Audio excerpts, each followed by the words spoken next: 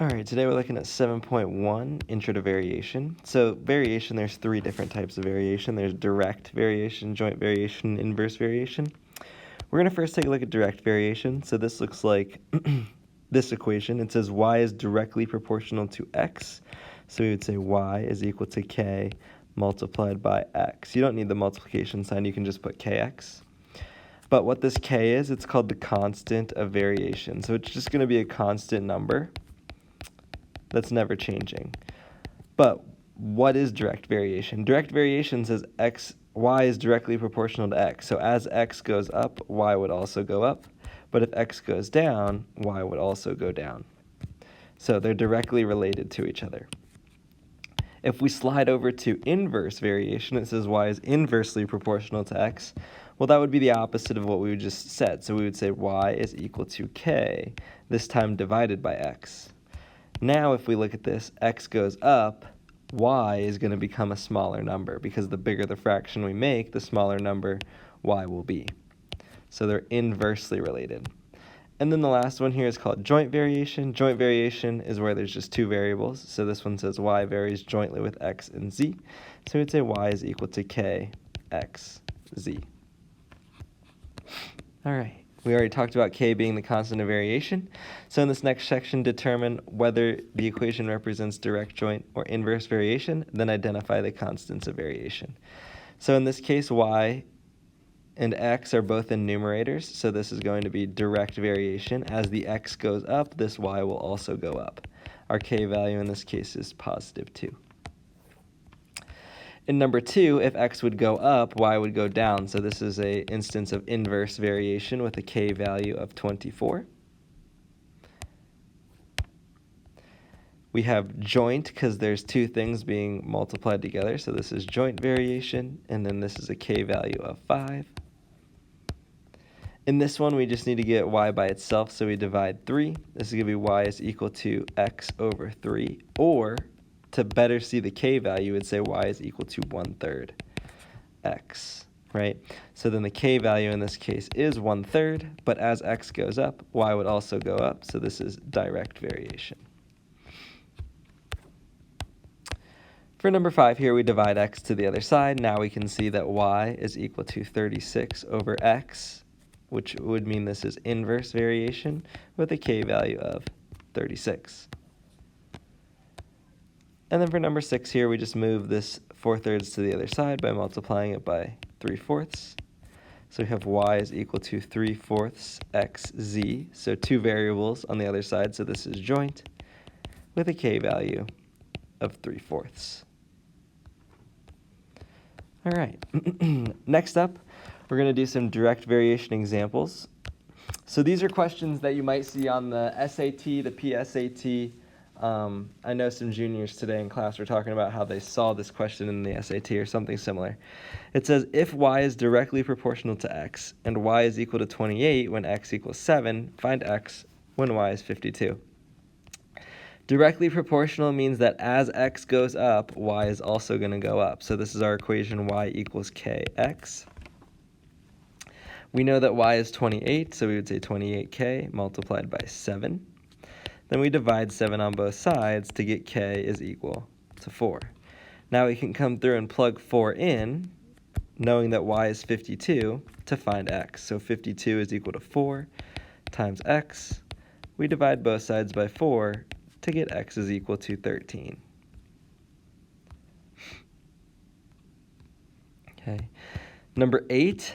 It says if r is directly proportional to the square of s, so r is directly proportional, so we're saying r is equal to k multiplied by, and then it's the square of s this time, so s, and then we're going to square it. And then it says r is 72, so 72 is equal to k multiplied by 12 squared, so if we divide by 144, 72 divided by 144 is just 1/2, and that's what our k value would be.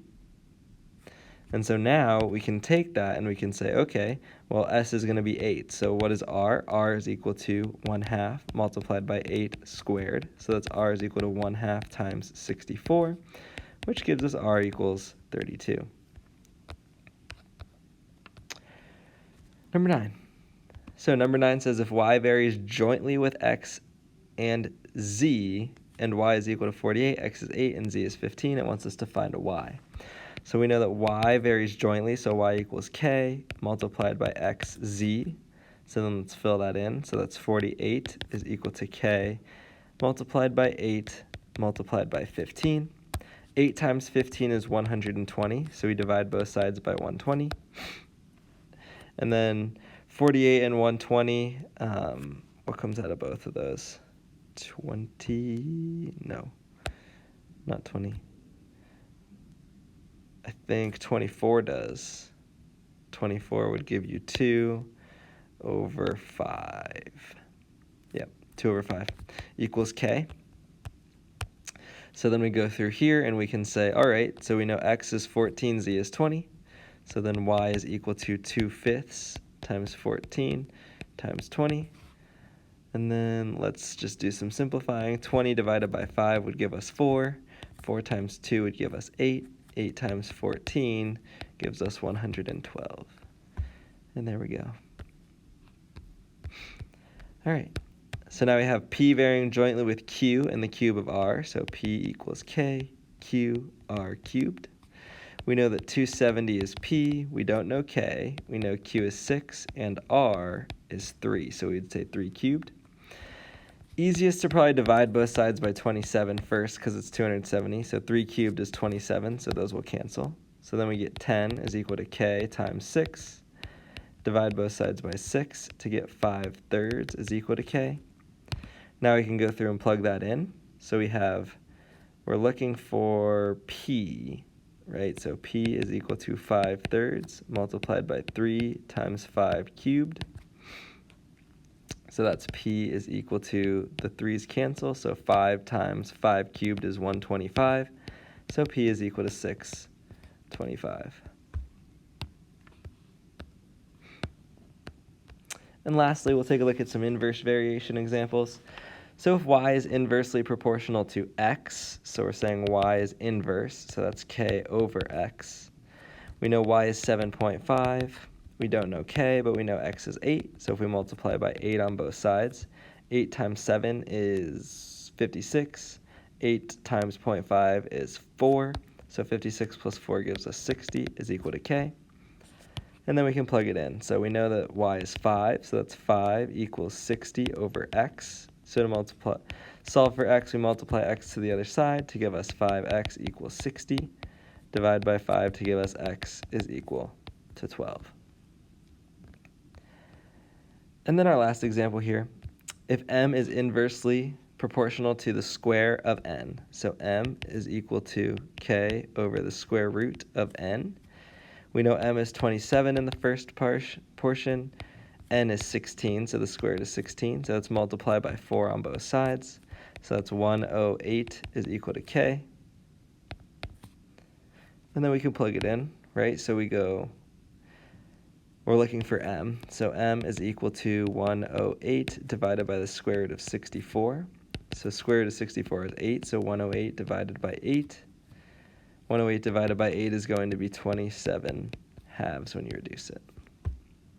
All right. And that's how you're going to do those questions. All right.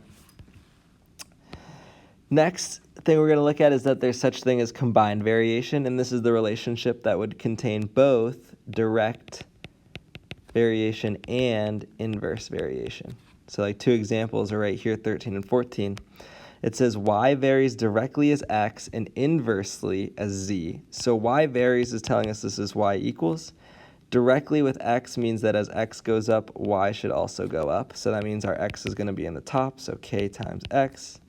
And then inversely with z means that as z goes up, y should go down. So then our z is in the denominator. Okay, because z going up would make y go down. And there's your answer. For the next one, p varies inversely with q squared and directly with r cubed. So p varies, so p is equal to. Inversely with q squared, so q squared is on the bottom. Directly with r cubed. And then our k is always multiplying whatever's in the numerator. Or you could even set k on the outside like this. You could put it out front and say k times. Either one is great, how you write that. And then the last example question here, it says determine if this is inverse variation. The first thing we should look at is why do we need to determine if it's inverse? Well, as x is going up, what's happening to the y value? The y values are actually getting smaller. So as x goes up, y goes down. So this is inverse variation. So then we just pick a point, so 1 and 6, and we say, well, this is inverse, so y equals k over x. So our x value is 1, so k over 1. Our y value is 6, so multiply 1 to the other side to get 6 is equal to k. Then we just need to go and make sure, do all of these points work for a k value of 6? So 3 is equal to 6 over 2. That one is good. 2 is equal to 6 over 3 would be right here, so 2 equal to 6 over 3 also works. And then lastly, 1 is equal to 6 over 4. That one does not work, so this is not inverse. All right. Nor would it be direct, because as x is going up, y is going down, so it can't be direct variation either. Let's look at this next one. So the x's are going up. What's happening to the y's? They're also going up, so they're getting bigger. So because they're both getting bigger, this is direct variation, so y equals k multiplied by x. All right, and then just pick a point to plug in. So we have 1 is equal to k times 4, so we divide 4 to get k is equal to 1/4. Now we come through here and we check. Basically, this equation is saying, okay, y is equal to 1/4 x, so you just multiply the x by 1/4. Does it equal the correct value? So 8 times 1/4 is 2, yes. 16 times 1/4 is 4, also good. And then 20 times 1/4 would give us 5, so also good.